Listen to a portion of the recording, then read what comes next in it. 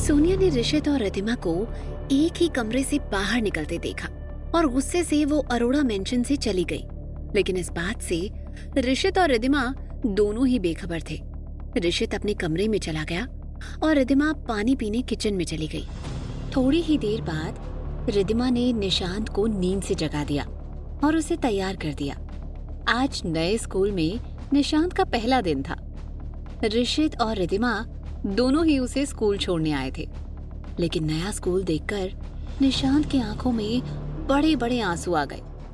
वो रोने लगा तो रिद्धिमा उसे समझाते हुए स्कूल के अंदर ले गई। थोड़ी देर बाद निशांत को स्कूल में छोड़कर रिद्धिमा वापस कार में आकर बैठ गई तो ड्राइवर ने कार शुरू की। तभी ऋषित ने परेशान होकर पूछा, क्या वो बहुत ज्यादा रो रहा था? जिस पर रिद्धिमा ने कहा, नहीं, पर उसे 2-3 दिन तो लगेंगे ही सेट होने में। ये सब कुछ नया नया है उसके लिए, नया स्कूल, नया माहौल, तो थोड़ा वक्त तो लगेगा।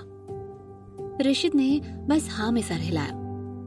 कुछ देर तक दोनों ने ही कोई बात नहीं की। फिर धीरे से रिद्धिमा ने अपने दिल में उठ रहा सवाल ऋषित से पूछा, तुम तलाक के पेपर्स पर कब साइन कर रहे हो? मैंने तो तभी साइन कर दिए थे, अब बस तुम्हारे साइन बाकी हैं। तुम इतना वक्त क्यों लगा रहे हो?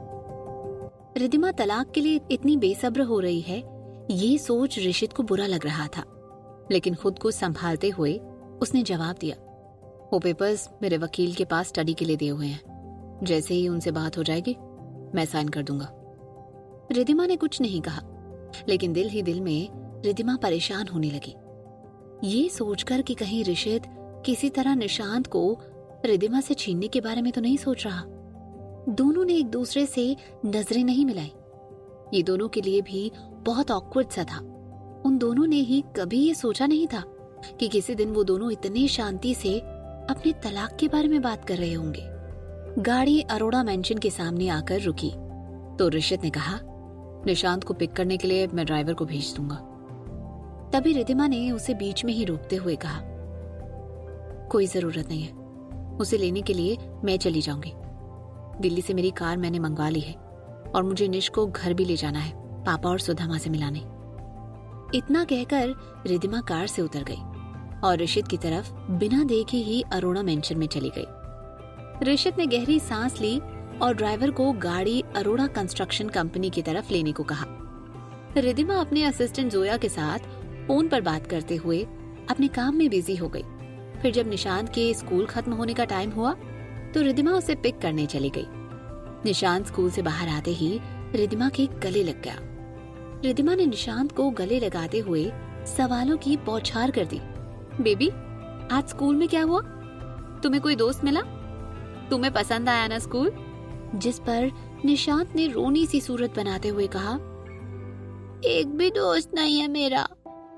रिद्धिमा ने प्यार से निशांत को समझाते हुए कहा, अरे आज पहला दिन है ना, इसलिए कुछ ही दिनों में सब मेरे निश के दोस्त बन जाएंगे।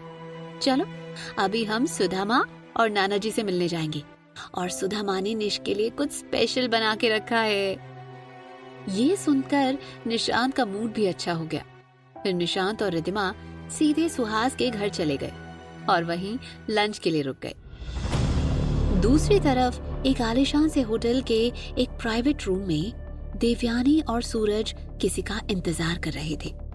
देवयानी इरिटेट होते हुए सूरज से बोली, मुझे समझ नहीं आ रहा कि उस सोनिया ने हमें यहाँ क्यों बुलाया है। तभी सोनिया और उसकी माँ निर्मला वहाँ आ गई। जैसे ही सोनिया और उसकी माँ बैठी, सूरज ने पूछा, तुमने हमें यहाँ क्यों बुलाया? जिस पर सोनिया सीधे मुद्दे की बात करते हुए बोली, रिद्धिमा को ऋषित से अलग करने के लिए मुझे आप दोनों की मदद चाहिए। ये सुनकर देवयानी और सूरज ने एक दूसरे की तरफ देखा। देवयानी फौरन अपना ड्रामा शुरू करते हुए बोली, ये तुम क्या कह रही हो सोनिया? हम तुम्हारी मदद क्यों करें? हमें रिद्धिमा से कोई प्रॉब्लम नहीं है, हमें तो बस ऋषित की खुशी चाहिए। सोनिया ने तिरछी मुस्कान के साथ कहा, आपको रिद्धिमा से कितनी ज्यादा प्रॉब्लम है ये मैं बहुत अच्छे से जानती हूँ। देवयानी परेशान होकर बोली, ये क्या बकवास कर रही हो? जिस पर सोनिया हंसते हुए बोली, मेरे सामने आप दोनों अनजान और मासूम बनने का ढोंग मत कीजिए। मैं बहुत अच्छे से जानती हूँ कि 4 साल पहले रिदिमा का जो एक्सीडेंट हुआ था वो आप दोनों ने ही करवाया था, ताकि रिदिमा के साथ साथ उसका आने वाला बच्चा भी मारा जाए। ये सब सुन देवयानी और सूरज दोनों दंग रह गए। इतना गहरा राज आखिर सोनिया को पता कैसे चला? सोनिया ने जैसे उनके दिल की बात पढ़ते हुए तिरछी मुस्कान के साथ कहा, अब आप यही सोच रहे होंगे कि मुझे ये कैसे पता चला। वो क्या है ना, एक दिन गलती से मैंने तुम दोनों की बातें चुपके से सुन ली थी। मैंने अपना मुंह उस वक्त बंद रखा था ताकि सही वक्त पर आप दोनों से हाथ मिला सकूं। जिस पर देवयानी ने गुस्से से कहा, तुम कुछ भी बकवास मत करो, ऐसा कुछ नहीं है और ना ही हमें तुम्हारी मदद करने में कोई दिलचस्पी है। निर्मला ने देवयानी को घूरते हुए कहा, देखिए देवयानी जी, आप कितना भी झुठला लीजिए, लेकिन हम सच जानते हैं। हमें तो ये भी पता है कि रिदिमा से आपकी कोई खास दुश्मनी नहीं है, पर आप नहीं चाहते थे कि ऋषित का बच्चा इस दुनिया में आए।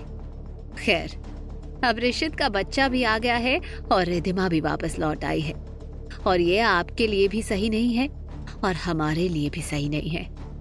और आप तो वैसे भी बहुत समझदार हैं देवयानी जी। देवयानी गुस्से से निर्मला को घूरने लगी कि तभी सोनिया ने ओवर कॉन्फिडेंस के साथ कहा, अगर आप दोनों ने मदद की तो फिर अरोड़ा कंस्ट्रक्शन को हथियाने के लिए मैं सूरज की मदद करूंगी। देवयानी गुस्से से कुछ कहने ही वाली थी, पर सूरज ने उसे ना बोलने का इशारा किया और खुद सोनिया की तरफ देखते हुए बोला, ठीक है, हम तुम्हारी मदद करेंगे तो तुम्हें भी हमारी मदद करनी होगी। डील? सूरज ने सोनिया से हाथ मिलाने के लिए हाथ आगे किया तो सोनिया ने फौरन सूरज से हाथ मिलाते हुए कहा, डील? तुम मेरा साथ दो, मैं तुम्हारा साथ दूंगी। कॉफी का घूंट पीते हुए निर्मला ने कहा, सबसे पहले इस रिदिमा का कुछ करना होगा। सोनिया ने भी परेशानी से सूरज से कहा, हाँ, अगर रिदिमा ऋषित के ऐसे ही करीब होती गई तो ऋषित मुझे छोड़ देगा, क्योंकि ऋषित भले ही कहे कि वो रिदिमा से नफरत करता है, पर उसके दिल में रिदिमा के लिए आज भी सॉफ्ट कॉर्नर है। जिस पर सूरज ने उपाय बताते हुए कहा, देखो, मेरा भाई ऋषित और मेरे पापा मिस्टर अरुण अरोड़ा के लिए अरोड़ा खानदान की इज्जत बहुत ज्यादा मायने रखती है। अगर रिदिमा की वजह से घर की इज्जत पर आंच आए तो फिर वो खुद ही रिदिमा को घर से निकाल देंगे। निर्मला ने कंफ्यूज होकर पूछा, लेकिन ये कैसे होगा सूरज? सूरज तिरछी मुस्कान के साथ अपना प्लान बताते हुए बोला, आजकल तो सोशल मीडिया का जमाना है, न जाने कितने साइट्स और न्यूज पोर्टल हैं जो the great businessman Rishit Arora के बारे में एक न्यूज पाने के लिए ताक में रहते हैं। अगर उन्हें पता चल जाए कि ऋषित अरोड़ा की बीवी, जिसे 4 सालों से सब मरा हुआ मान रहे थे, वो जिंदा है और 4 सालों से अपने बॉयफ्रेंड के साथ रह रही थी, तो क्या होगा?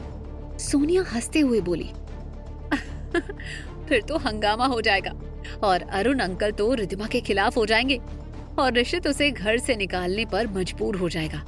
सूरज ने भी हंसते हुए कहा, तो फिर काम पर लग जाओ। सूरज से एक बार फिर से हाथ मिलाते हुए सोनिया ने कॉन्फिडेंस भरी आवाज में कहा, तो अब हम सेलिब्रेशन के लिए मिलेंगे जब रिदिमा अरोड़ा मैंशन से बाहर होगी। सोनिया जैसे ही अपनी माँ के साथ वहां से चली गई, देवयानी ने सूरज की तरफ हैरानी से देखते हुए पूछा, सूरज, तुम्हें सच में लगता है ये बेवकूफ लड़की सोनिया अरोड़ा कंस्ट्रक्शन हथियाने में तुम्हारी मदद कर सकती है? भद्दी सी मुस्कान के साथ सूरज ने जवाब देते हुए कहा, कंपनी हथियाने में ना सही, लेकिन रिदिमा और निशांत को हमारे रास्ते से हटाने के लिए सोनिया जरूर हमारे काम आएगी माँ। ये सुनकर देवयानी भी मुस्कुराई। उधर शाम को जब ऋषित घर आया तो उसे पता चला कि रिदिमा और निशांत दोनों ही घर पर नहीं थे। ऋषित ने परेशान होकर चिराग को रिदिमा के बारे में पता करवाने को कहा।